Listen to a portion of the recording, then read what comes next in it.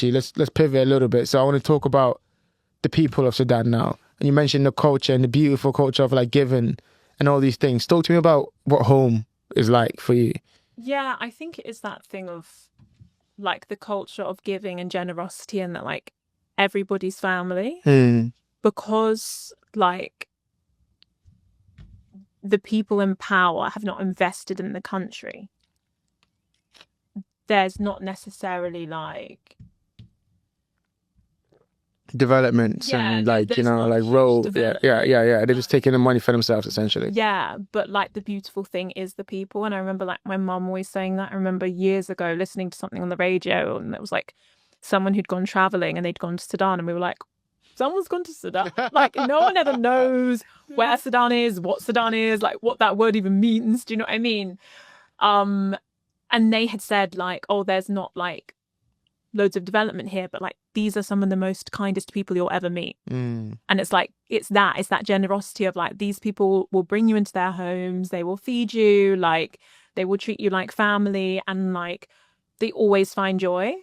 So like even when like the war started and I'm like looking in my WhatsApp chat and my family are like, it's raining bullets like over the house and it's and they're saying all of this. In between that, they're making jokes like, hey, who's going to come over for like tea? And like, I've got the watermelon here and like, look what I've got for breakfast. And like, just saying keep stuff. And I remember writing in there like, I'm really glad you guys still like laugh right now because I'm in England, I'm freaking out. I'm in England, I'm safe, but I'm freaking but like they always find joy and like always find laughter and like everything is kind of like a celebration. Like they don't necessarily do it so much now, but I remember when I was younger, like when you had weddings, like weddings last about 3 days. So, you know, Africa, as you do, there's a lot to be done.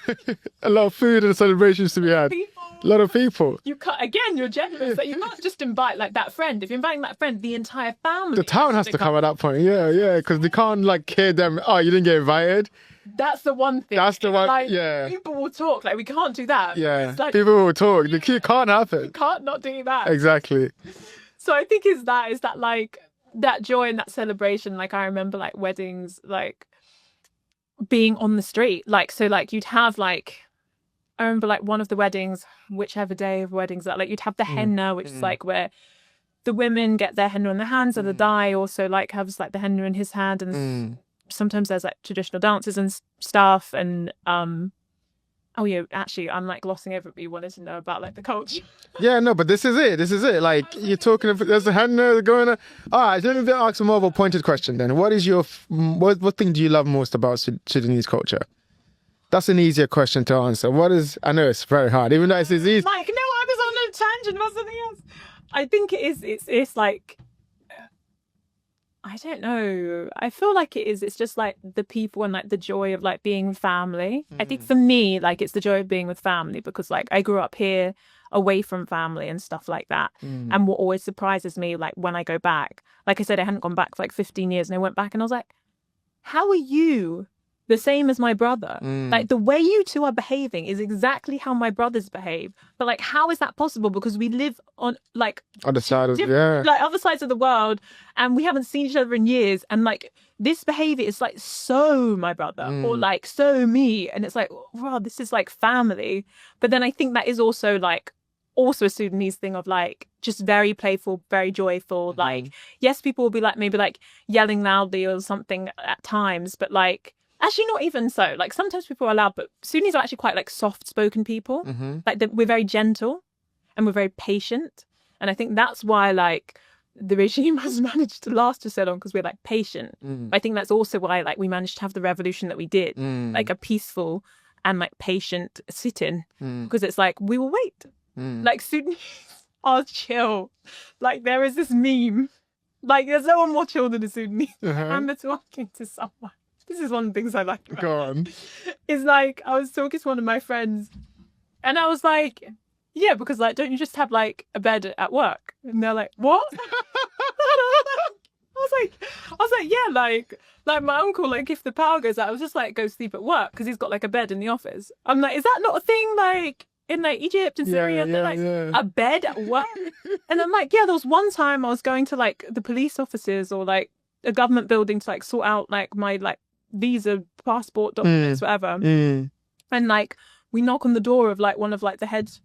I'm gonna call them the police. I don't know. I don't know what building I was even in. Yeah. Of course, just Led the Nazi way. down Yeah. Just try to catch up. And then I knock on the door and it's like, oh no, he's probably asleep. In the middle of the day, he's just like, just asleep. It's 12 o'clock. We're not going to wake him up. He's asleep. And then another time we come and then they ask for us specifically and we're like, are we in trouble? And then they're like, ay, doctor, because my dad's a doctor. So everyone just calls him doctor. They're like, doctor, I have an x-ray. So like everyone always brings their x-rays to show my dad. Like they'll come to the house with the x-rays. But we're in this like government building and the guy knew we were coming back. So he specifically bought his x-rays, calls us into his office. There's a bed in the office, obviously. Yeah. He gives my dad the x-rays and just like, no, stay. You look at my x-rays and I'll get someone else to try your document. Tick for tat. Like, I know you're not on the clock, but that's so beautiful. That is actually beautiful. Like, it reminds me of Africa. Like, it just reminds me of Ghana. It's like, you're talking about like the loudness and like seeing people and be like, you're exactly like me. That's so similar. Like, going to the difference between Sudanese and Ghana is that we are loud and we are not very patient. So like, oh my God, so many times people would just be shouting at each other on the middle of the street. And you're like, what is going on here? And like the way they treat everyone like family, that's something I've never seen before. Like I remember, and I've said this before, I remember being in Ghana, talking to my mum about something, but we were speaking in my language. Someone's like, we're on the bus, I think, like the equivalent of the bus. Someone's sitting behind us and he's just sitting there listening. Then like halfway through, he's like, oh yeah, no, you should be doing this. And like, I'm like, I don't know who you are. And then my mum and him are going back and forth about my life and what I should be doing with my life. Who are you? Everyone's family. He's my uncle, I guess now. Yeah. You're entitled to an opinion. Yes. Oh my God. Yes, and that's the beauty of that kind of like culture, you know? Yeah. I think that is so...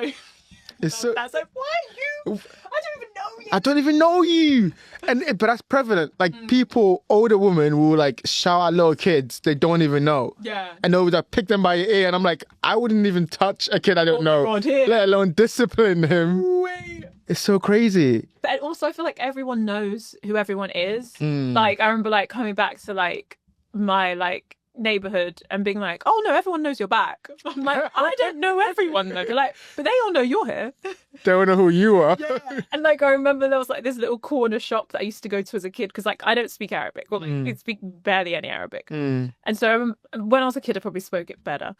But I remember like they'd like send me to the shop to get stuff and I'd be like, cool, I know how to ask for like this thing and go to the shop. And I remember coming back like I said, like 15 years later and being like, oh my God, this is insane. Like if I turn the corner, like the shop is here and then seeing the shopkeeper and being like, oh my God, like I recognize your face. Like, I didn't even know I knew your face. And then I saw your face and I was like, you're still here. I know you. Like what's going on?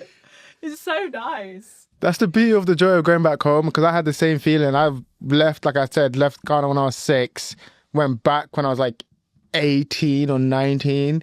So there's a lot of people I had no idea, but I remember like they would know me because like you said, my mom would just leave them at the house. I look after them, I'm going to the shop. So they know me from when I was a baby. So they'll be talking to me like they know me. I have no idea who you are, but clearly you know me. Yes. So I'm just going to roll in this conversation because I can't be disrespectful. It's another thing. Can't be disrespectful to all the people. You just got to sit there, listen. Yes. And I think that's so beautiful. And I think that like, I love that. I love that kind of part of like just the closeness that we have. And it's probably in other cultures, but also the closeness that we have in African cultures. And we're all different. We're all so different. We're so different in our own completely unique ways, you know? Yeah. Yeah, we are. And it's like nice to see like the universality? Is that Yeah, that's a word. I've wanted to add like an extra T in the word. Universality. Yeah, I was like, there's definitely more to do there. Like the universality in it, and like, but also the individuality. So it's nice, like, I'm with my family, and you see like the communal nature of it, and how everything is shared, and like you kind of have these shared beliefs. But then you kind of talk one on one, then like you get to know like the little frustration there or the little that, and it's like okay, like we're all people. Like no matter again, like I said with like the similarities, like we're all people, and no matter where we are, like we'll all have those like different frustrations. But I do feel like it's also nice there, like well, I mean, obviously not now because there's like a war, but that you feel safe, like to go out and like. It's what I liked this last time was that like I was older, so like my cousins could drive and like I had a mobile phone, so I could just like go out. Whereas before it'd be like, we're gonna go to this person's house, and you're this person's house, and you're gonna sit there until your parents tell you you're leaving all day. Whereas this time it'd be like, go to someone's house, and they'll like text my cousin and be like, Ahmed's gonna come pick me up now, so I'm gonna go. Yeah. It's the freedom that is so beautiful. They have that, right? Yeah, and then to be able to like have that, just like the freedom to like hang out with my cousins now that we're older with that freedom. Like, not that it's not lovely to, it is also lovely to like hang out with my family and stuff like that, but to kind of like have that choice of being like, cool, we're gonna go here and we're gonna like pop here and just like see how things have changed for them now that they're older, especially because like I'm one of the older cousins. Like I have cousins older than me, but they're like quite a lot older than me, and then there's like maybe one or two around my age. The rest are younger, so it's so funny to see them like growing up and like just to like understand like the slang and like what's life like on the street here. Do you know what I mean? Yes. It's like, okay, like They've got their own little. what the kids do. They got their own little things and like sayings and it's so funny. It's actually beautiful. Like thinking back on it now, like to see, because I often think, man, if I stayed, I would be just like them. But like to see them and to see myself, and you also notice the difference. It's like so clearly. Like I'm not much of a. One thing I disliked was like everyone knowing who you are. I don't like that, and everyone being in your business. People are just coming up to you and asking you, "What about your business?" I'm like, I don't even know who you are. I shouldn't even be talking to you, let alone asking me when am I going to get married and like when are you going to bring a wife home? No. I'm from England. We don't do that. There's moments when you want to like pull that card and be like, but like, or like sometimes I used to be like that. They'd be like I said, like my Arabic is bad, but like there was one so like there would be times when I was younger where like if I'd been there for a little bit long, like the novelty of like being the like guest child wore off. And so then they just start asking me to do stuff, and even if I understood what they were saying, like I'd be like, what? And then they'd be like, oh, just ask the other ones to do it. I'm like, you know what I mean? That's a perfect card to play. I don't even. You lost me at. Can you do this? Yeah, you lost me. Can you do? You lost me at that part. I couldn't. I wanted to go like that. Yeah, I thought you were going to bring me. I thought you were going to get some food, and I'm hungry. Okay, I want to talk about like art, and you mentioned the art that was prevalent in Sudan during this time, but I also want to talk about the art that you kind of use, or like you the creativity, because obviously you mentioned before you're an artist, you're an actor, you're a poet. But your acting and your poet isn't just focused on Sudan. It's so many other things. Talk to me about how you've used art as an outlet. What the role art has played in your life. Moving a little bit away from Sudan, but I just see how you're inspired as a creative too. What role has art played in your kind of like journey?